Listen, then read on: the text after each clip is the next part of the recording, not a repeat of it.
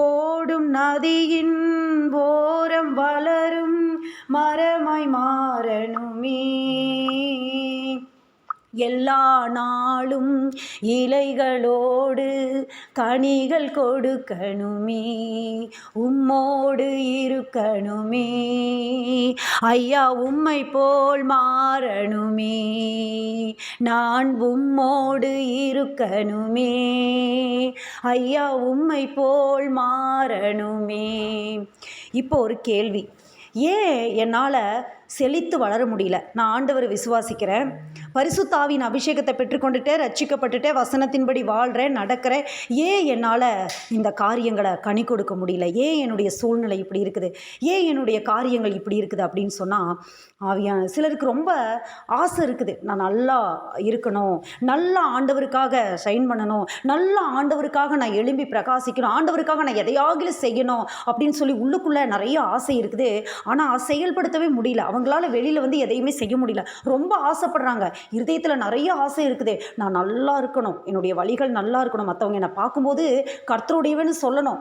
பாருங்கள், இந்த வசனத்தில் ஏசாயா 44வது அதிகாரத்தில் அந்த 5வது வசனத்திலேயே நம்ம பார்ப்போம். அப்படியே என்ன நடக்கும் அப்படின்னு சொன்னால், அந்த மாதிரி இருக்கிறவங்களுடைய வாழ்க்கை எப்படி இருக்குன்னா, ஒருவன் நான் கர்த்தருடையவன் என்று கையெழுத்து போடுவான், ஒருவன் யாக்கோபின் பேரை தரித்து கொள்வான் அப்படின்னு சொல்லிட்டு அருமையாக அந்த வார்த்தைகள் வந்து அப்படியே சொல்லப்பட்டிருக்கும். அப்போ சமூகத்துக்குள்ளே இருக்கிறவன் அலரி செடிகளைப் போல வளருவான், உண்மைதான். ஆனால் ஏன் இந்த காரியங்களை செய்ய முடியல அப்படின்னு சொன்னால், அதற்கு பதிலாக வேதம் என்ன சொல்கிறது அப்படின்னா, எப்பொழுதுமே தேவனுடைய அந்த பிரசன்னத்துக்குள்ளே இருக்க விரும்பணும், எப்பொழுதுமே சமூகத்தில் இருக்க விரும்பணும். சிலர் என்ன பண்ணுவாங்க, ஆசைப்படுவாங்க, எல்லாமே செய்வாங்க, ஆனால் அதற்கான எஃபர்ட் போட மாட்டாங்க, அதற்கான காரியங்களை செய்ய மாட்டாங்க. என்ன செய்யணும் அப்படி நம்ம விரும்பணும் அப்படின்னு சொன்னால் என்ன பண்ணணும்? சமூகத்தில் இருக்க கற்றுக்கணும். அதனால தான் காலையிலேருந்தே ஆண்டவர் இந்த சமூகத்தை குறித்ததான காரியங்களை பேசிக்கொண்டே இருக்கிறார். அலரி செடிகள் வளரணும் அப்படின்னு சொன்னால், அந்த அலரி செடிகள் நீர்க்கால்களின் ஓரமாக வளரணும்னா, புல்லுக்கு நடுவில் வளரணும் அப்படின்னு சொன்னால், நான் கர்த்தருடையவன் என்று கையெழுத்து போடணும், அப்படியே என்னுடைய சந்ததி ஆசீர்வாதமாக இருக்கணும் அப்படின்னு சொன்னால், அதற்கு முந்தைய வசனம் சொல்லுது, நான் ஊற்றிட்டேன்னு சொல்லுது, உன் சந்ததியின் மேல் ஆசீர்வாதத்தை, சந்தானத்தின் மேல் ஆவியை ஊற்றிட்டேன்னு சொல்லுது. அப்போ என்ன பண்ணணும்? என்னதான் அபிஷேகம் பெற்றுக்கொண்டு என்னதான் பண்ணினாலும், என்னதான் செஞ்சாலும், என்ன செய்யணும்? இந்த ஆசைப்படுறது நடக்கணும் அப்படின்னு சொன்னால் என்ன பண்ணணும்னா, சமூகத்துக்கு உள்ளேயே இருக்க பார்க்கணும், சமூகத்துக்கு உள்ளுக்குள்ளேயே இருக்க பார்க்கணும். ஆமாம், சில பேர் என்ன தெரியுமா பண்ணுவாங்க, அந்த சமூகத்துக்குள்ளே இருக்கும்போது மட்டும், அந்த ஜெப நேரத்தில் மட்டும், அப்புறம் வெளியில் போனால் அப்படியே உலகத்துக்கும் அவங்களுக்கும் சம்மந்தம் ரொம்ப இருக்கும், ஆண்டவருக்கும் அவங்களுக்கும் ஒரு சம்மந்தமுமே இருக்காது, அப்படிப்பட்ட காரியங்கள். ஆனால் ஒரு கிறிஸ்தவர்களுடைய வாழ்க்கை அப்படி இருக்கக்கூடாது. அவர்கள் எந்த நேரத்தில் எப்படி இருக்கணும் தெரியுமா? கர்த்தருடையவர்களாக என்ன பண்ணணும்? தங்களை பிரதிபலிக்கணும், தங்களை அப்படியே வெளிப்படுத்தணும், தங்களை காட்டணும், உலகத்திற்கு தங்களை அடையாளம் காட்டணும். நாங்கள் உலகத்தான் அல்ல அப்படிங்கிறத உறக்க சொல்லணும். எப்படி சொல்லணும்னா, வாயில் சொல்கிறது அல்ல. சிலர் அப்படியே சொல்லுவாங்க, வாயில் ரொம்ப வீரவசனமெல்லாம் பேசுவாங்க, ஆனால் அது கிடையாது. உங்களுடைய வாழ்க்கை தான் சாட்சி. பவுல் சொல்லுவார், நடமாடும் நிரூபங்கள் நீங்கள் தான். உங்களுடைய சாட்சி அதை வெளிப்படுத்தணும், அது சொல்லப்படணும், உங்களுடைய சாட்சிகள் அது சொல்லப்படணும்.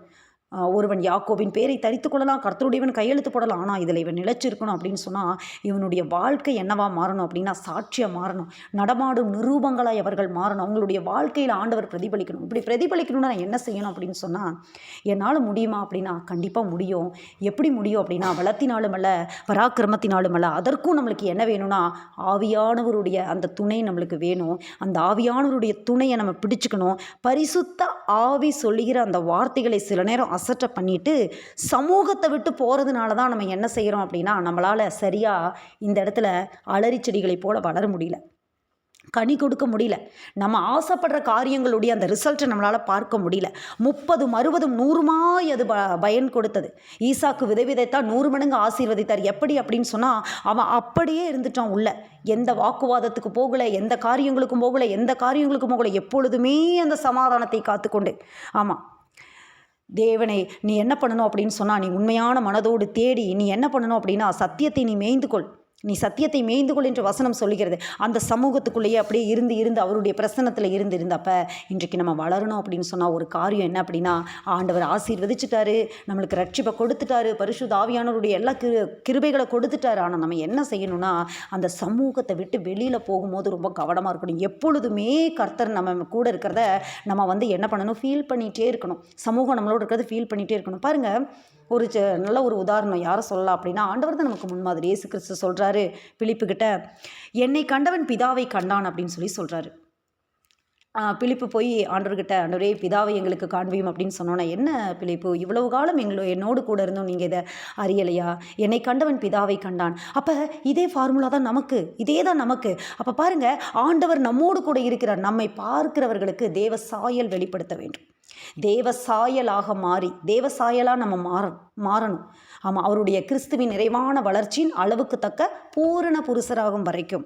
அப்போ நம்ம எதுக்கு இங்கே இருக்கிறோம் தெரியுமா? எதுக்கு இங்கே இருக்கிறோம் அப்படின்னா, நம்ம ஆண்டவருடைய அந்த காரியங்களுக்கு நேராக அந்த கிறிஸ்துவின் நிறைவான வளர்ச்சியின் அளவுக்கு நிறைவாக வளர்ந்துட்டார். அவர் நிறைவு எல்லாவற்றையும் எல்லாவற்றாலும் நிரப்புகிறவருடைய நிறைவாகிய சரீரமாகிய சபைக்கு எல்லாவற்றுக்கும் மேலான தலை அவர் தான். அவர் நிறைவானவர். அப்போ அந்த வளர்ச்சிக்கு நேராக அவரை பார்த்து அடிச்சு விடுகளை பார்த்து அப்படியே நடக்கக்கூடியதான அந்த கிருபை வரங்களுக்குள்ளே நம்ம கடந்து வரணும்.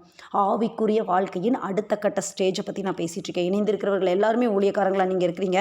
அதனால் கண்டிப்பாக இப்படிப்பட்ட சத்தியங்கள் நமக்கு தேவைப்படுகிறது. ஏதோ சாதாரணமாக ஆண்டவர் நம்மை ஆசீர்வதிப்பார், வாழ செய்வதெல்லாம் நம்ம வாங்கிட்டோம், எல்லாத்தையும் வாங்கிட்டோம், எல்லாம் பலப்படுத்திட்டாரு, திடப்படுத்திட்டாரு, நடத்திட்டாரு, நன்மைகள் கொடுத்துட்டாரு, எல்லாம் ஓகே. ஆனால் இந்த சமூகத்துக்குள்ளே இருக்கிறதான அடுத்த லெவலுக்கு நேரம் நம்ம கடந்து செல்லணும்.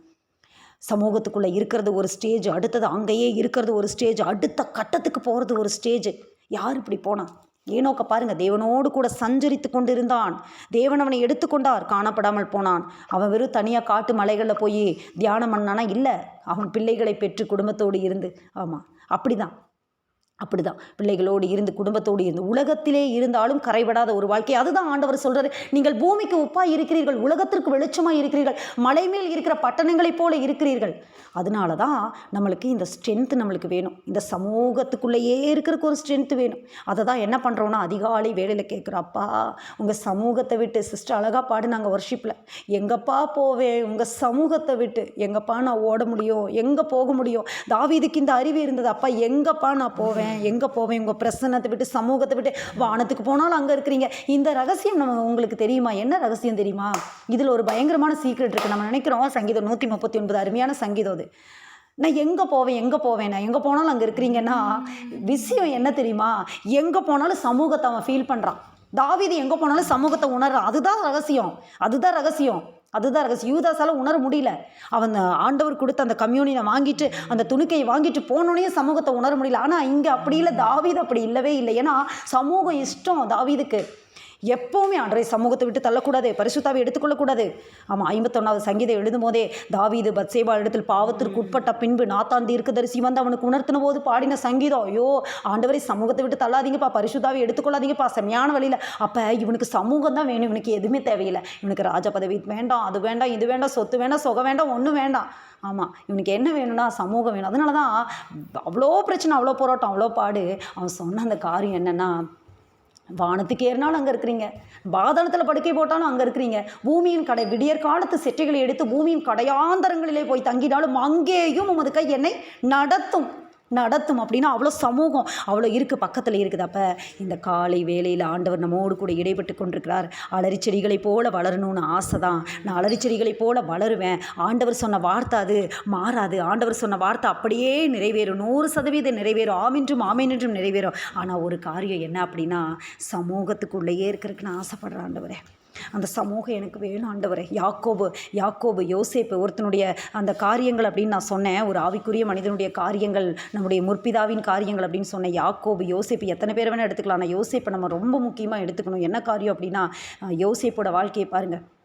யோசேப்போட வாழ்க்கை எப்படி யோசேப்பால் வளர முடிஞ்சது? அந்த இஸ்ரவேல் தன்னுடைய குமாரர்களெல்லாம் கூடி வர செய்து ஆதியாகமம் 49 யோசேப்புக்கு கொடுத்ததான அந்த ஆசீர்வாதமே என்னென்னா, இவன் கனிதரும் செடி, இவனுடைய கொடி சுவரிலே படரும். யாக்கோபு கனிதரும் செடி, யோசேப்பு கனிதரும் செடி. யாக்கோபு ஆசீர்வதிக்கிறான் தன்னுடைய குமாரனை பார்த்து, கனிதரும் செடி, இவனுடைய கொடிகள் சுவரிலே படரும். ஏன்பா சுவரில் படருது? ஏன் சுவரில் படருது? பக்கத்தில் வேறு எதுவும் இல்லையா? ஆமாம், அவனுக்கு பெரிய ஒரு சுவர் எழுப்பிட்டாங்க. உன் மதில்கள் எப்போதும் எனக்கு முன்பாக இருக்கிறது. பெரிய ஒரு சுவரை போட்டாங்க. ஆமாம், தகப்பனுக்கும் மகனுக்கும் பார்க்கவே முடியல. 17 வருஷம் வரையும் அப்பாவோட அன்பில் மடியில் படுத்து தூங்கினவன், பல வருன்னு அங்கி போட்டவன், அவனை எப்படி எல்லாமோ நாசம் பண்ணணும்னு நினச்சாங்க. ஆனால் காரியம் என்ன நடந்துச்சு தெரியுமா? யோசேப்போடு கர்த்தர் இருந்தார். யோசேப்பு போனான், கானானை விட்டு போனான், எகிப்துக்கு போனான், எல்லா இடத்துலையும் போனான், தானியேல் போனான், சாத்ராக் மேஷாக் ஆபேத்நேகோ போனாங்க. சமூகம் கூடயே போகுது, அவங்களோட கூட போகுது, சமூகம் கூட போகுது. ஏன்னா இவங்கெல்லாம் யார் அப்படின்னா ஆண்டவருடைய பிள்ளைகள், ஆண்டவருடைய சமூகத்தை இழக்க விரும்பாதவர்கள் கூடயே போகுது. அப்போ யோசேப்போடு கூட சமூகம் போனதுனால அவனுடைய அந்த காரியங்கள் என்ன ஆச்சு அப்படின்னு சொன்னால் கனிதரும் செடி அது அப்படியே நிறைவேறினது. அப்போ யோசேப்பு நினைக்கலாம், அங்கே கானான் தேசத்தில் அங்கே அப்பா கூட இருக்கும்போது அங்கே நியாயப்பிரமான காரியங்களாக கேட்டு வளர்ந்த அந்த நாட்கள் அது அங்கே. ஆனால் நான் இங்கே வந்துட்டு என்னை யார் பார்க்க போகிறா? பாவம் செய்கிறதுக்கு எனக்கு நிறையா சான்ஸ் இருக்குது, சந்தர்ப்பம் இருக்குது, செய்யலாம். ஆனால் இல்லை, சமூகம் இருக்குது. நான் இத்தனை பெரிய பொல்லாங்கு செய்வது எப்படி? சமூகத்தை பக்கத்துலேயே வச்சுட்டு இருந்த ஒருத்தர் சொல்கிறா, இத்தனை பெரிய பொல்லாங்கு நான் செய்வது எப்படி? ஆண்டருடைய சமூகம் எனக்கு கூட இருக்குது, நான் எப்படி இத்தனை பெரிய பொல்லாங்கு செய்வது எப்படி? அதனால் என்ன நடக்குது அப்படின்னு சொன்னால், அவன் அலரி செடிகளைப் போல புல்லின் நடுவே, அத்தனை துன்மார்க்கர் இருக்கிறாங்க, அத்தனை காரியங்கள் இருக்குது, புல்லுக்கு நடுவில், புல்லின் நடுவே அப்படி அலரி செடிகளைப் போல, நீர்க்கால்களின் ஓரமாக இருக்கிற அந்த அலரி செடிகளைப் போல வளரும்படி ஆண்டவர் கிருபை செய்கிறார். இன்றைக்கு நமக்கும் அதே தான் பிரியமானவர்களே. இந்த உலகம் பொல்லாங்கனுக்குள் கிடைக்கிறது. நம்ம சுற்றி எத்தனை நெருக்கப்படுகிற காரியங்கள் என்னதான். நம்ம வேதத்தை வாசிக்கிறோம், காரியங்களை பண்ணுறோம், தினமும் தெய்வ சமூகத்தில் உட்காரோம். ஆனால் நம்ம எதிர்கொள்கிற பிரச்சனைகளுடைய அந்த காரியங்கள் நமக்கு தான் தெரியும். எத்தனை பிரச்சனைகளை நம்ம எதிர்கொள்கிறோம், குடும்பத்தில் எத்தனை பிரச்சனை, பொருளாதாரத்தில், காரியத்தில், இதுக்கெல்லாம் ஒரே இடத்துல தான் தீர்வு. ஆண்டவர் கொடுக்குற தீர்வு ஒரே இடத்துல தான், தேவனுடைய பிரசன்னத்தில் தான். எப்படி நடக்கணும் அப்படிங்கிற வழியை சொல்லிக் கொடுப்பாரு. பாருங்கள், தாவீதோட வாழ்க்கையில் அவ்வளோ பெரிய இக்கட்டான சூழ்நிலை. ஆனால் கல்லுகளை எடுக்கும்படி அப்படியே பற்களை கடிக்கிறாங்க கூட இருந்தவங்க. ஏன்னா மனைவி பிள்ளைகள் நிமித்தம் அவங்க மனக்லேசம் ஆயிட்டாங்க. ஐயோ எல்லாமே பிடிச்சிட்டு போயிட்டாங்களே அப்படின்னு சொல்லிட்டு பயங்கரமாக இருக்கும்போது தாவீது ஆண்டவர்கிட்ட போய், நான் அந்த தண்டை தொடர்ந்து போகட்டுமா, அதை பிடிப்பேனா, அதை மீட்டுக்கொள்ளுவேனா? அப்போ இவனுக்கு என்ன அப்படின்னா, அவர் கூட வரணும், அவர் கூட வந்தால் தான் அங்கே ஜெயம் கிடைக்கும். இந்த ரகசியம் நம்மளுக்கு தெரியணும். எந்த காரியத்தை செய்கிறதுக்கு முன்னாடியும், எந்த சூழ்நிலைக்கு இப்போ உள்ள போகிறதுக்கு முன்னாடி, எதில் கை போட்டுறதுக்கு முன்னாடியும், எந்த காரியத்தை செய்கிற முடியாது சமூகத்துக்குள்ளே உட்காந்து இன்றைக்கி நிறையா நமக்கு ஏற்படுகிறதான நஷ்டங்கள், இழப்புகள், காரியங்களுக்கு எல்லா காரணம் என்னென்னா, அவர் சமூகத்தில் கொஞ்சம் கேட்டுட்டு பண்ணிடலாமே, எல்லாமே பண்ணிடலாமே, அவரை கேட்டுடலாமே, அவர் சூழ்நிலையை நமக்கு ஆண்டுற ஒரு சமாதானத்தை கொடுத்தா இந்த காரியத்தில் ஓகே தேவ சித்தம் அப்படின்னா அதற்குரிய காரியங்கள்லாம் டக்குன்னு நடக்கும் பாருங்க. ஆனால் அவருக்கு சித்தம் இல்லைன்னா எப்படியாவது ஆண்டவர் தடுத்து நிறுத்துவார். மீறி நம்ம போனோம் அப்படின்னு சொன்னால் அவ்வளவுதான். யோனா கதை தான். யோனா திரும்பி வந்தது போல் நம்ம வந்துட்டோம்னா பரவாயில்ல.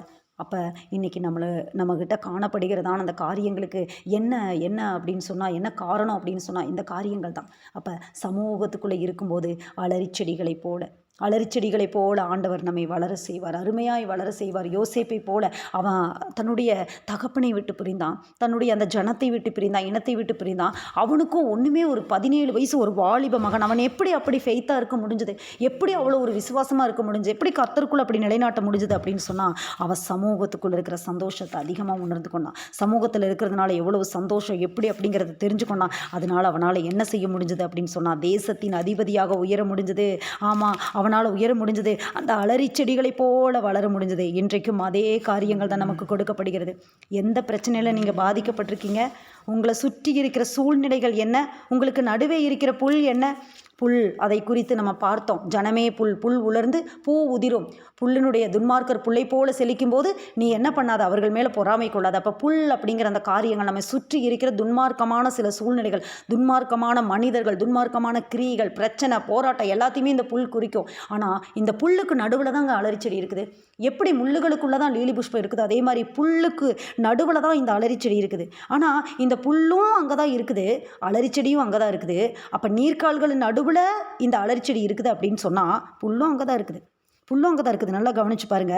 நீர்க்கால்களின் ஓரத்தில் தான் இந்த அலரிச்செடி இருக்குது. அப்போ புல்லுக்கு நடுவில் அலரிச்செடி இருக்குதுன்னா இந்த நீர்க்கால்களுக்கு நடுவில் இந்த புல்லும் தான் இருக்குது. புல்லும் நல்லா தான் இருக்குது, செழித்து தான் இருக்குது. ஆனால் இந்த புல்லுக்கு நடுவில் இந்த அலரிச்செடி மாத்திரம் என்ன ஆகுது தெரியுமா? வளருது. அலரிச்செடி என்ன ஆகுது? அது வளருது. அதே போல தான் புல் அப்படிங்கிறது துன்மார்க்கமான காரியங்கள். அவங்க அப்படியே தான் இருப்பாங்க, செழிப்பாக இருப்பாங்க, அப்படியே தான் இருப்பாங்க. சில பிரச்சனைகள், சூழ்நிலைகள், சில காரியங்கள் இருக்கும், நம்மளை நெருக்கும், எல்லாம் பண்ணோம். ஆமாம், எபிரேயர் 12 சொன்ன மாதிரி உங்களை சுற்றி நெருக்குகிற அந்த காரியங்கள் எல்லாம் சூழ்நிலைகள் இருக்கும். ஆனால் மேகம் போன்ற திரளான சாட்சிகளை அப்படியே நம்ம சிந்தனைக்குள்ளே வச்சுட்டே இருந்து என்ன பண்ணணும்? இந்த புல்லை ஒவ்வொன்றா எடுக்கணும். சில நேரத்தில் சில புல் வளர்கிறதுக்கு நம்மளே காரணமாகும். புல்லை நம்மளே வளர்த்துவோம். ஆமாம், எப்படி வளர்த்துவோம்? மனுஷர் நித்திரை பண்ணுகிற போது சத்துரு வந்து களைகளை விதைத்து விட்டு போனப்ப இந்த புல்லை சில நேரம் நம்மளே வளர்த்துவோம். புல்லை வளர்த்துவோம். ஆமாம், சொப்பனத்தில் களைகளை வந்து சத்துரு விதைக்கிறப்ப சில நேரத்தில் சத்துருவுக்கு வாசல்களை திறந்து விடும்போது புல் நல்லா பெருசாக வளர்ந்துடும். நியாயப்படி என்ன வளரணும்? அலரி செடி தான் வளரணும். ஆனால் சிலருடைய வாழ்க்கையில் புல் தான் பெருசாக வளருது, அலரி செடி ரொம்ப வளர்ச்சி குன்றி இருக்குது. ஆமாம், வளர்ச்சி குறைபாடு உள்ளவர்களைப் போல் அது வளர்ச்சி குறைந்து காணப்படுகிறது. ஏன் அப்படின்னா அதுக்கு நம்ம காரணமாக இருப்போம். எல்லாத்துக்கும் ஆண்டவரே சொல்லிட முடியாதுல்ல. ஆண்டவர் என்ன செஞ்சாரு அப்படின்னா, அடைக்கப்பட்ட தோட்டம், முத்தரிக்கப்பட்ட கிணறு, மறைவு கட்டப்பட்ட நீரூற்றாக தான் வச்சிருக்காரு. சில நேரத்தில் நம்ம என்ன பண்ணுறோன்னா கொஞ்சம் சுயாதீனமாக செயல்பட விரும்புகிறோம். அடைப்பெல்லாம் எடுத்து போட்டுறோம். நற்குல திராட்சை செடியாக நாட்டுறாரு. சில நேரத்தில் அதெல்லாம் பிடுங்கி போட்டுட்டு எனக்கெல்லாம் இந்த காவல்லாம் தேவையில்லை, நான் இப்படி தான் இருப்பேன், அங்கே போகும்போது அப்படி இருப்பேன். அப்படி இருக்கும்போது தான் என்ன ஆகுது? புல் ரொம்ப பெருசாக வளர்ந்துருது. இந்த அலரி செடி என்ன ஆகுது? வளர முடியல. அதுதான் இந்த முள் நெருக்கி அந்த உலகத்தின் கவலைகள், காரியங்கள், சில சூழ்நிலைகள் நெருக்கி கனி இல்லாதவர்களாக மாற்றிவிடுது. கனி கொடுக்க முடியல. அதனால தான் அப்பா இன்னொரு ரகசியத்தை நம்மளுக்கு கற்றுக் கொடுக்குறாரு. இந்த முழு பைபிள்லையுமே நம்ம கவனித்து பார்க்க வேண்டிய மிக முக்கியமான ஒரு காரியம் என்னென்னா, யோவான் 15:1. இந்த 15வது அதிகாரத்தை நம்ம மறந்துடவே முடியாது. மெய்யான திராட்சை செடி நீங்கள் கொடிகள், இதை மட்டும் மறந்துடவே கூடாது. இல்லையா? மாங்க்தான்ஸ் குடும்பத்திற்கு இந்த காரியங்கள் நல்லா தெரியும். ஆமாம், இந்த காரியங்களை எல்லாம் அவங்க அப்படியே ஒவ்வொரு நாளும் இந்த காரியங்களை நம்ம அப்படியே நம்ம தியானிக்கிறோம். அவர் செடி, நம்ம கொடி. நீங்கள் செடி, நான் கொடி, இதை நம்ம சொல்லிகிட்டே இருக்கணும். அதில் அப்படியே பற்றி பரவி அப்படியே படரும் போது தான் நம்மளால் என்ன செய்ய முடியும்? கனி கொடுக்க முடியும், நம்மளால் வளர முடியும். அப்போ அந்த பாதுகாப்பு வேலி நம்மளுக்கு வேணும், அந்த அடைப்பு நம்மளுக்கு வேணும், அந்த அந்த காரியங்கள் நமக்கு வேணும். அதுதான் சமூகம். அந்த பாதுகாப்பு வேலி தான் சமூகம். ஆமாம், அந்த காரியத்தை விட்டு அந்த பக்கம் இந்த பக்கம் போயிடக்கூடாது. ஆனால் போகும்போது ஒரு சத்தம் கேட்கும். ஆமாம், வலதுபுறமாய் இடதுபுறமாய் சாயும் போதும் வழி இதுவே, இதில் நடுவுங்கள் என்று உங்களுக்கு பின்னாலே சொல்லும் வார்த்தை காது கேட்கும். சில நேரத்தில் அந்த சத்தத்தை கூட சிலர் என்ன பண்ணிடுவாங்க? அப்புறமேல் கேட்கலாம். சிம்சோனுக்கு சொல்லப்பட்டது அந்த சத்தம். சிம்சோனுடைய அந்த கண்கள் பிடுங்கப்படுகிற அந்த சூழ்நிலைக்கு நேரம் அவன் போகவே தேவையில்லை. ஏன்னா அந்த காரியங்கள் நடக்குது. இதை சொல்லும் போது அவன் அப்படியே பெலிஸ்தர் வந்துட்டாங்க, சிம்சோனின்னு எந்திரிச்சு போப்பா. அவனுக்கு தெரியுது இவன் மோசமானவ சொல்லிடுவான்றது தெரியுது. ஆனாலும் அவன் நெடுக போய் தண்டிக்கப்படுகிறான். பேதைகள் நெடுக போய். அப்போ ஆண்டவர் சில நேரத்தில் சத்தத்தை கொடுத்தும் சிலர் என்ன பண்ணிடுவாங்க? போயிடுவாங்க, நெடுக போயிடுவாங்க. ஆனாலும் ஆண்டவர் அவன் மேல் வைத்த கிருபையினால் எப்படியோ விசுவாச வீரர்களுடைய பட்டியலுக்குள்ளே வந்து அவன் சேர்த்து கொள்ளப்பட்டான். பாருங்க, சாலமோனுக்கு அந்த காரியங்கள் கொடுக்கப்படலை. இல்லை, விசுவாச வீரர்களுடைய பட்டியலில் சாலமோனுடைய பெயர் இல்லை. அப்போ என்ன காரியங்கள் அப்படின்னு சொன்னால், சமூகத்துக்குள்ளே இருந்தால் தான் அலரி செடிகளை போல வளர முடியும். அந்த பாதுகாப்பு வேலியை நம்ம தடுத்து போடும்போது புல் ரொம்ப வளர்ந்துடும், நம்மளால் கனி கொடுக்க முடியாது, நெருக்கி போட்டுரும். புல்லை சாதாரணமாக நினைக்காதீங்க, புல்லை சாதாரணமாக நினைக்கக்கூடாது. கனிகளை அது கெடுத்து விடும். களைச்செடிகளை பாருங்கள், ஏன் களைச்செடிகள் அதை களை எடுக்கிறாங்க, ஒரு குறிப்பிட்ட ஸ்டேஜில் பண்ணுறாங்க. அது நல்ல ஒரு செடிகளுடைய அந்த பலனை பெற்றுக்கொள்ள விடாமல் போயிடும். ஆமாம், நம்மளுடைய அந்த காரியங்கள் நம்மளுக்கு தர வேண்டிய அந்த நீர் பாருங்கள், அந்த நீர் எதற்கு இருக்குது? அந்த நீர் அலரி செடிகள் வளர்வதற்காக தான் இருக்குது, கர்த்தருடைய பிள்ளைகள் வளர்வதற்காக தான் இருக்குது. ஆனால் இங்கே புல்லு வளர்ந்துரும். அது காரணம் நம்மளாக மாறிடுவோம். ஆண்டவர் நீதியின்படி இறங்குகிற தேவன். நாம் கேட்குற வரைக்கும் அவரால் ஒன்றும் பண்ண முடியாது. அதனால் சமூகத்துக்குள்ளே இருக்கிற அந்த சந்தோஷத்தை நம்ம வச்சுக்குவோம். யாக்கோபை சுற்றியும் சரி, யோசேப்பை சுற்றியும் சரி, அத்தனை கலைகள் சுற்றிலுமே புல்லு தான். அவனை சுற்றிலும் புல்லு தான். ஒருத்தங்கூட இல்லை அந்த இடத்துல, ஒருத்தங்கூட இல்லை. பாருங்க, பாபிலோன் தேசத்தில் அந்த தானியேல், சாத்ராக், மேஷாக், ஆபேத்நேகோ அவங்க மாத்திரம்தான், யாருமே இல்லை. இங்கே எகிப்திலே யோசேப்பு மாத்திரம்தான். யோசேப்பு எகிப்திலிருந்து திரும்பி வர்றதுக்கு கானானுக்கு நிறைய சான்ஸ் கிடச்சிருக்கோம். போய் பார்வோன்கிட்ட கேட்டிருந்தா கூட வந்திருக்கலாம். ஆனால் தேவசித்தம் அது அல்ல, வரலை. எலும்புகளை குறித்து கட்டளை கொடுத்தான். ஆமாம், விசுவாச வீரர்களையும் பட்டியல் சொல்லுகிறது. யோசேப்பு தன்னுடைய எலும்புகளை குறித்து கட்டளை கொடுக்குறான். அப்போ அவன் திரும்பி வரல, கானானுக்குள்ளே வரல. அவன் அதை பார்க்கலும் மேலான பரமதேசத்தை அவன் நாடினான். அந்த இடத்துல அவன் பரிசுத்தமாக வாழ்ந்த ஒருத்தன். எலியா சொல்கிற அந்த வார்த்தையை பாருங்கள், நான் ஒருத்த மாத்திரம்தான். ஏன் தெரியுமா அந்த வார்த்தை எலியா சொல்ல முடியுது? ஆனால் ஆண்டவர் சொல்கிறார் 7000 பேரை மீதியாக வச்சேன். ஏன்னா அவனுக்கு தெரிஞ்ச அளவுக்கு அங்கே யாருமே இல்லை, அவன் ஒருத்த மாத்திரம்தான் இருக்கிறான். நமக்கே தெரியும், மெஜாரிட்டி ஒரு காரியத்தை பண்ணும்போது நம்ம மட்டும் தனியாக இருக்கும்போது உலகம் பழமொழி சொல்லும், ஊரோடு ஒத்துப்போ, இது உலக பழமொழி. ஆனால் கிறிஸ்தவங்களுக்கு அந்த பழமொழி ஒத்து வராது. நம்ம தனிதான் நம்ம. ஆமாம், எங்கே எடுத்துக்கிட்டாலும் நம்ம தனிதான். பழைய ஏற்பாடு எடுத்துக்கிட்டாலும் சரிதான், புதிய ஏற்பாடை எடுத்துக்கிட்டாலும் சரிதான். பாருங்கள், எஸ்தர் புத்தகத்தில் ஒரு கூட்டம் பரம்பி இருக்குது, ஆமான்னு சொல்லுவாள். அந்த கூட்டத்தினுடைய அந்த காரியங்கள் எல்லாம் விகற்பமாக இருக்கிறது, வேறு மாதிரி இருக்குது. அகாஸ்வேர்கிட்ட போய் சொல்கிற அந்த காரியங்கள். இங்கே பாருங்கள், புதிய ஏற்பாட்டில் பாருங்கள். ஆமாம், உலகத்தை கலக்குகிறவர்கள் இங்கேயும் வந்திருக்கிறார்கள்.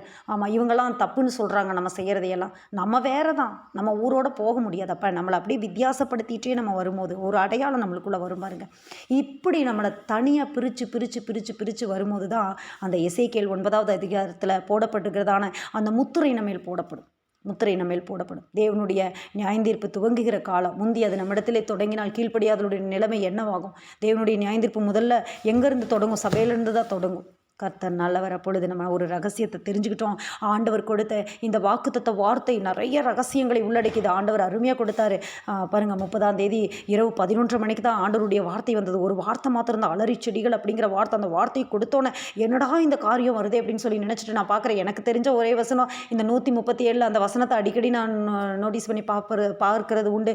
ஆமாம், நாங்கள் பாபிலோன் ஆறுகள் அருகே உட்கார்ந்து எங்களுடைய கிணறுங்களை தூக்கி அலறி செடிகள் மேலே வைச்சோம். நாங்கள் கர்த்தருடைய பாட்டை அந்நிய தேசத்தில், இந்த வசனம் தான். இதை நினச்சி எவ்வளோ கஷ்டப்பட்டிருப்பாங்களே, ஃபீல் பண்ணியிருப்பாங்களே இப்படி நினைப்பது உண்டு. ஆனால் இன்னொரு இடத்துல இந்த அலறிச்செடிகள் ஏசாயா 44:4 ஆவியானவர் காட்டி கொடுத்தார். இந்த வார்த்தை தான் அப்படின்னு காட்டி கொடுத்தார். அப்போ ஏன் தெரியுமா அங்கே அலறிச்செடிகள் மேலே தூக்கி வைக்கிறாங்க? அதுக்கு ஒரு ஞான அர்த்தம் உண்டு. அதை போல் நீ வளர போகிறப்பா, அதை போல் நீ வளர போகிற. ஒரு காலத்தில் வளர போகிற சிறையிருப்பிலிருந்து நான் கொண்டு வருவேன். பாருங்கள், சிறையிருப்பிலிருந்து திரும்பி வராங்க, பேட்சாக வராங்க. நெகேமியா எஸ்ரா காலத்தில், செருபாபேல் காலத்தில் பேட்சாக வந்து ஆலயம் கட்டுறாங்க. ஆமாம், அற்புதங்கள் அதிசயங்கள் நடக்குது. அப்போ அலறிச்செடிகளை போல வளருவேன்னு சொன்னால் வளருவேன். ஏசாயா தீர்க்கதரிசி முன்னாடியே சொல்லியாச்சு, அலறிச்செடிகளை போல வளருவாங்க. கர்த்தருடைய பிள்ளைகள் அலறிச்செடிகளை போல வளருவாங்க. நம்மளும் அலறிச்செடிகளை போல வளருவோம். நாம் வளரும்போது என்ன செய்வோம் தெரியுமா? வளர்ந்த நாம மற்றவர்களுக்கும் பிரயோஜனமாக மாறுவோம். இந்த அலறிச்செடிகளை குறித்து சொல்லப்படுகிறது. இதனுடைய எல்லா பாகங்களும் நச்சுத்தன்மை நிறைந்ததாக இருந்தாலும் சில காரியங்களுக்காக, மருத்துவ பொருள்களுக்காக அது பயன்படுத்தப்படுகிறதா. அப்போ பாருங்கள், நாம் என்ன ஆவோம் அப்படின்னு சொன்னால் பயனுள்ளவர்களாக மாறுவோம். நம்முடைய வளர்ச்சி பயன் தரக்கூடிய ஒரு வளர்ச்சியாக இருக்கும். நம்ம வளர்வது ஏதோ நம்ம மட்டும் அப்படியே வளர்ந்து போகிறது அல்ல.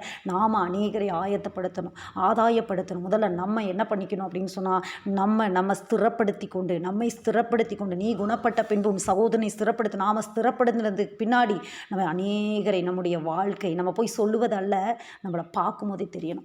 இவங்ககிட்ட என்னமோ வித்தியாசம் இருக்கே, இவங்க பேசுகிறதுல என்னமோ தெரியுதே, இவங்ககிட்ட ஒரு வித்தியாசம், இவங்க வாழ்க்கை ஏதோ வித்தியாசமாக இருக்கே, நம்மளை போல தான் இவங்களும் இருக்கிறாங்க. யார் அப்படி பண்ணாங்க? வேதத்தில் யோசிச்சு பாருங்கள். நம்மை போல பாடுள்ள மனுஷனாக எலியா நம்மளை போல தான் இருக்கான். எலியாவுக்கும் நமக்கு என்ன வித்தியாசம் இருக்குது? எலியாவுக்கும் நமக்கு ஒன்றுமே இல்லை. நம்மை போல பாடுள்ளவன் தான். ஆனால் அவன் சொன்னால் நடக்குது. மரிச்சவனை உயிரோடு எழுப்புறான், பயங்கரமாக நடக்கிறான். காக்கா வந்து சாப்பாடு கொடுக்குது. ராஜாவை இங்கே வா அப்படின்னு சொல்லி கூப்பிட்றான். என்னமா இருக்கான் பாரு எலியா. ஆனால் இவன் நம்மை போல பாடுள்ள மனுஷன். ஜெபிச்சானா வானம் அடைக்கப்படுது, ஜெபிச்சானா வானம் திறக்குது. என்னமா எலியா. ஆமாம், கர்மேல் பர்வதத்தில் 850 பேரை போட்டு தள்ளின எலியா. ஆமாம், அப்படிப்பட்டவருக்கு நம்மை போல பாடுள்ள மனுஷன். அதே போல தான் ஆண்டவர் நம்ம பார்க்குறாரு. நம்மளும் அப்படி தான் எலியாவை போல, ஆண்டவர் எலிசாவை போல. அல்லேலூயா, நன்றி ஆவியானவர். அப்படியே கரங்களை உயர்த்தி, ஏலியா எலிசா மூலம் அற்புதம் செய்தீர், இந்த நாளில் எங்கள் மூலம் நிச்சயம் செய்வீர். ஏலியா எலிசா மூலம் அற்புதம் செய்தீர், இந்த நாளில் எங்கள் மூலம் நிச்சயம் செய்வீர். எத்தனையோ நன்மை அத்தனையும் செய்யும் சர்வ வல்ல தேவனை ஆராதிப்போம். எத்தனையோ நன்மை அத்தனையும் செய்யும் சர்வ வல்ல தேவனை ஆராதிப்போம். அல்லேலூயா. கர்த்தர் நல்லவர். நாங்கள் ஆண்டவரே நீர்க்கால்களின் ஓரமாய் நடப்பட்ட மரங்கள் ஆண்டவரே, இந்த அலறி செடிகளைப் போல புல்லின் நடுவே ஆண்டவரே, அப்பா புல்லின் நடுவே நாங்கள் செழித்து வளருவோம். எங்களை சுற்றி நெருங்கி நிற்கிற எல்லா பாவங்களையும் தள்ளிவிட்டு விசுவாசத்தை துவக்குகிறவரும் முடிக்கிறவருமாகிய உம்மை நோக்கி எங்களுக்கு நியமிக்கப்பட்ட ஓட்டத்திலே பொறுமையோடு ஓடக்கூடிய கிருபை. இது ஓட்டம் கானானை நோக்கி ஓடக்கூடிய ஓட்டம், பரம எருசலேமை நோக்கி ஓடக்கூடிய ஓட்டம். இந்த ஓட்டத்தில் நான் ஆண்டவரே பொறுமையாக ஓடுவேன், சீராக ஓடுவேன், என்னுடைய ட்ராக்ல ஓடுவேன். என்னுடைய குடும்பம், என்னுடைய சூழ்நிலை, எனக்கு கொடுக்கப்பட்ட ஊழியம், என்னுடைய காரியங்கள் எல்லாத்துலேயும் ஆண்டவரே நான் பொறுமையாக ஓடி முடிச்சு எனக்கு கொடுக்கப்பட்ட அந்த அசைன்மெண்ட்டை முடிச்சு என்னை எதுக்கு அழைச்சிங்களோ அந்த காரியத்தை நான் கரெக்டாக முடிச்சு ஆண்டவரே அந்த ஜீவ கிரீடத்தை, எனக்கேற்று வைக்கப்பட்டிருக்கிற அந்த ஜீவ கிரீடத்தை, நம்முடைய நோக்கம் என்ன?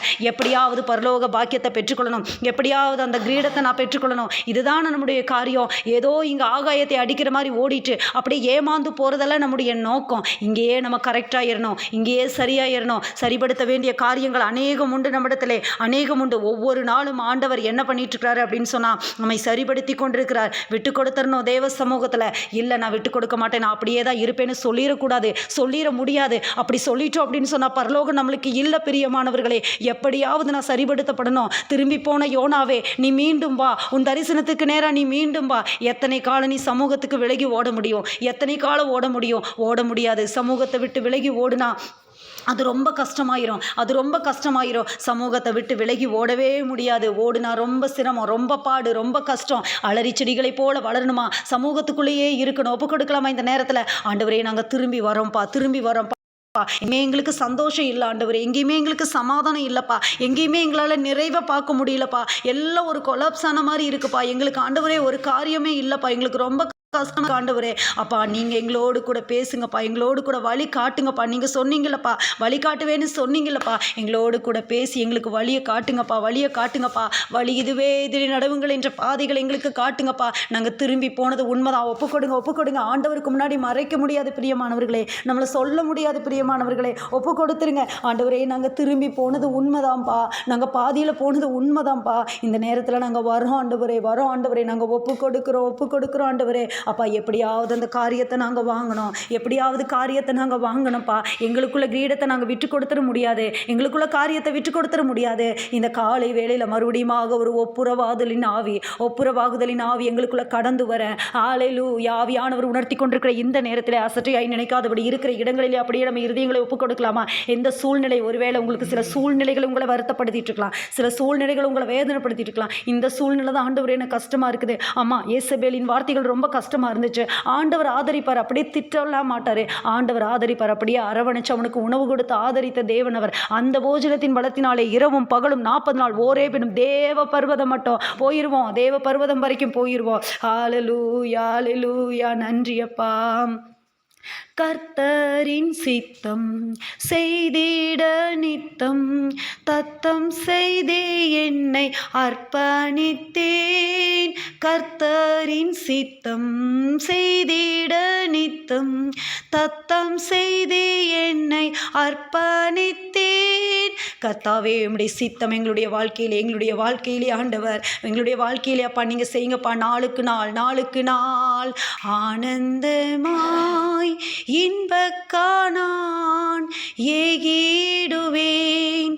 தூய பிதாவின் முகம் தரிசிப்பேன். ஆனந்தமாய் இன்பக்கானான் ஏகிடுவேன். தூய பிதாவின் முகம் தரிசிப்பேன். நாளுக்கு நாள் அற்புதமாய் என்னை தாங்கிடும் நாதன் இயேசு என்னோடிருப்பார். நாளுக்கு நாள் அற்புதமாய் என்னை தாங்கிடும் நாதன் இயேசு என்னோடிருப்பார். ஆனந்தமாய் இன்பக்கானான் ஏகிடுவோம். நாளுக்கு நாள் அற்புதமாய் தாங்கிடும் இயேசு இருப்பார். என்ன பிரச்சனை, என்ன சூழ்நிலை, என்ன பாடு, என்ன போராட்டம், அப்பாட்ட சொல்லுங்க. வேதனைப்படுத்த மாட்டார், யாரையும் போல தூசிக்க மாட்டார். உங்கள் குடும்பம், உங்கள் சூழ்நிலை, உங்கள் வாழ்க்கை துணை, உங்கள் பிள்ளைகள் குடும்பத்தை சூழ ஒரு வேலி அடைங்க. உங்களுடைய காரியங்களை சூழ வேலி அடைங்க. உங்களுக்கு கொடுக்கப்பட்ட ஊழியம் அதை சூழ வேலி அடைங்க. ஆண்டவருடைய பிரசனம் இல்லைன்னா எதுவுமே நம்ம செய்ய முடியாது. ஊழியம் கூட செய்ய முடியாது. தேவனுடைய பிரசனம் இல்லாமல் ஊழியம் செய்யறது கூட விருதாவாக மாறிடும். அது வேஸ்ட்டாக போயிடும், ஆகாயத்தில் அடிக்கிற மாதிரி போயிடும். அதனால செல்வாக்கு என்னன்னா அப்பா சமூகம், அலறி செடிகளை போல வளரணும்னா அப்பா சமூகம். ஒப்பு கொடுக்கிறோம் ஆண்டவரை, முழுவதுமாய் ஒப்பு கொடுக்கிறோம். இந்த காலை வேளையிலே வந்த ஒவ்வொருவருடைய சிறையின் மறைவிலே ஆண்டவரே ஒப்பு கொடுக்கிறேன். ஆண்டவர் இந்த வாக்குத்தத்த வார்த்தை அப்படி ஆம் என்றும் குடும்பங்கள் மேலே இறங்கட்டும், அவங்க வாழ்க்கை துணை மேலே இறங்கட்டும் ஆண்டவரே, அவங்க பிள்ளைகள் மேலே இறங்கட்டும் ஆண்டவரே. அப்பா அவங்க கையிட்டு செய்கிற காரியங்கள் மேலே இறங்கட்டும் ஆண்டவரே. அப்பா நல்ல ஒரு வருமானங்கள், வேலைகள், பொருளாதாரத்தில் ஆசீர்வாதங்கள் உண்டாகட்டுமே இயேசுவின் நாமத்தினாலே ஆண்டவரே. பிள்ளைகளுக்கு நல்ல ஆண்டவரே அப்பா தகப்பனே திருமண காரியங்கள் ஒழுங்கு செய்யப்பட்டு இந்த மாதத்தில் வியாதி பலவீனங்கள் வரவே கூடாது ஆண்டவரே. மருத்துவமனை வாசலை மிதிக்கவே கூடாது ஆண்டவரே. நீங்கள் காத்துக்கொள்ளுங்கப்பா, பலப்படுத்தட்டும் ஊழியம் ஆண்டவரே, பலப்படுத்தும் சபையின் மக்கள் பிள்ளைகளை ஆசீர்வதிச்சிருங்கப்பா. ஊழியத்தில் வல்லமையான காரியங்கள் நடக்கட்டும். அநேக ஆத்துமக்கள் திரளாய் வருவார்களாக. ஜீவ தண்ணீர் உள்ள நதிகள் இருதயத்திலிருந்து ஓடட்டும் ஆண்டவரே. அப்பா நாங்கள் இழந்து போன நஷ்டப்பட்ட பொருள்கள் எல்லாம் திரும்ப எங்கள் கையில் வரட்டும் ஆண்டவரே. அந்த காலத்தில் இருக்கிற பொக்கிசங்கள், ஒளிப்படத்தில் இருக்கிற புதையல்கள் வரட்டும் ஆண்டவரே. இன்னும் பிள்ளைகளுக்கு ஆண்டவரே அப்பா கற்பத்தின் கனி வேண்டுகிறவர்களுக்கு ஆண்டவரே கற்பத்தின் கனிகளை கொடுத்து ஆசீர்வதிங்க. உடல் பலவீனங்களை கஷ்டப்படுறவங்களுக்கு ஆண்டவரே அந்த பலவீனங்கள் மாறட்டும் ஆண்டவரே. அப்பா இன்னும் நாங்கள் அதிகமாக எல்லாவற்றுக்கும் மேலே ஒரு காரியத்தை கேட்குறோம். ஆவிக்குரிய வளர்ச்சியில் அடுத்த லெவலுக்கு நாங்கள் போகணும், அடுத்த படிக்கு நாங்கள் போகணும் ஆண்டவரே. இப்படியே இருந்துட்டு போதும் நாங்கள் சொல்லிடக்கூடாது ஆண்டவரே. அப்பா உமக்கு ஒரு கூடாரம், மோசேக்கு ஒரு கூடாரம், பேதுரு போல் அப்படி இல்லைப்பா. பேதுருக்கு ஒரு பெரிய ஒரு டெஸ்டினேஷன் இன்ஃபர்மேஷன் கொடுக்கப்பட்டிருந்தது. பேதுரு அதுக்கு நேராக ஓடுனது போல் நாங்கள் அடுத்த லெவலுக்கு ஓடணும். இருக்கிற இந்த காரியம் போதும், இந்த கம்ஃபர்ட் ஜோனுக்குள்ளே நாங்கள் இருந்துக்கலான்னு இல்லைப்பா, நாங்கள் அடுத்த லெவலுக்குள்ளே போகணும். அப்படிப்பட்ட ஒரு கிருபை உண்டாகட்டும். பொறுப்பெடுத்து வழிநடத்துங்க, பாதுகாத்துக்கொள்ளுங்க. எல்லார் மேலே தேவ ஆசீர்வாதம் நிறைவாய் நிரம்பி வழியட்டும். உங்கள் கருத்துக்குள்ளே தாழ்த்தி ஒப்பு கொடுக்கிறேன். சகல துதி கன மகிமையெல்லாம் நமக்கு ஏறடிக்கிறேன். இயேசு கிறிஸ்துவின் நாமத்தில் பிதாவே, ஆமேன், ஆமேன்.